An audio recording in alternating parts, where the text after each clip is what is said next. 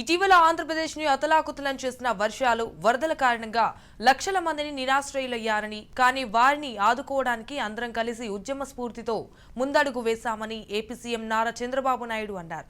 వరద బాధితుల సహాయార్థం ప్రజల నుంచి విరాళాలు కావాలని పిలుపునిస్తే ఏకంగా 400 కోట్ల విరాళాలుగా సీఎం సహాయ నిధికి అందించారని, ఇది నిజంగా ఓ చరిత్ర అని ఆయన హర్షం వ్యక్తం చేశారు.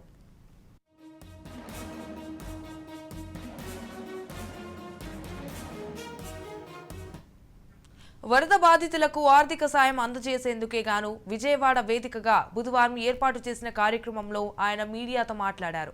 పెద్ద విపత్తు కలిగినప్పుడు అందరం ఒక్కటై పని చేయగలిగాం. ఒకవైపు వర్షపు నీరు వస్తుంటే మరోవైపు ఉడమేరు నీరు పోటెత్తుంది.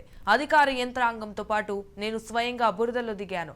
తక్కువ సమయంలో విపత్తు నుంచి బయటపడగలిగాం. సీఎం సహాయ నిధికి 400 కోట్లు వచ్చాయి. ఇది నిజంగా ఓ అద్భుత చరిత్ర అని చంద్రబాబు తెలిపారు.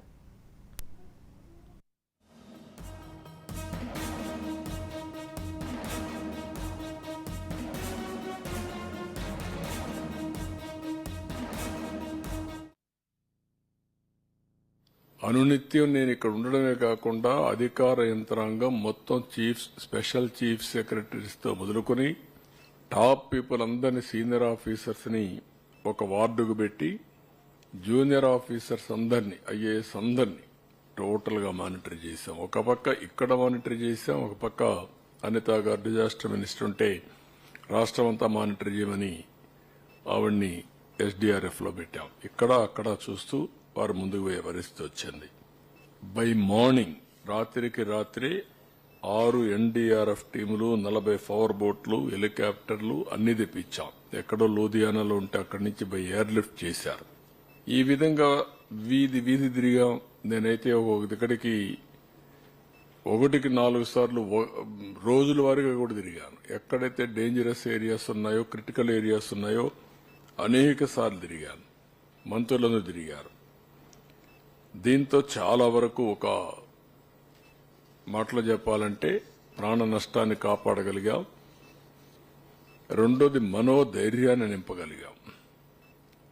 ఓసారి డిప్రెస్ అయిపోతా ఉంటాం. ఇంకెవరు మమ్మల్ని కాపాడలేరు అనుకుంటే మనిషి ఆలోచన వేరేగా ఉంటుంది. కాదు, మేము ఉన్నాం అని మేము మనోధైర్యాన్ని ఇచ్చాం.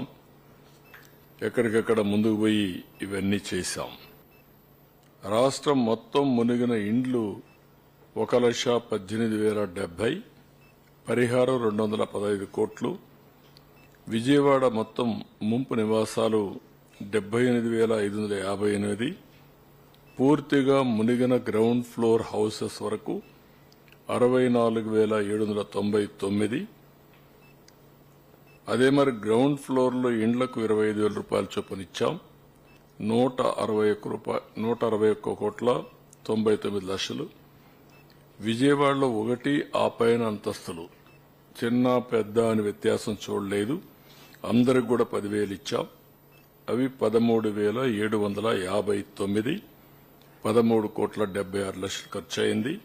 ఇంకో పక్కన పత్తి 15,000 అంటే 25,000, మొక్కజొన్న 12,500 అంటే 15,000, మిరప పసుపు 15,000 అంటే 35,000, అరటి 25,000 అంటే 35,000, పట్టు పరిశ్రమకు 35,000, ఆవులు గేదెలు చనిపోతే 50,000, గొర్రె మేక చనిపోతే 7,500, పశువుల షెడ్ చనిపోతే 5,000, కడాన కోడి చనిపోయినా 1,000 రూపాయలు ఇచ్చాం, 100 రూపాయలు ఇచ్చాం.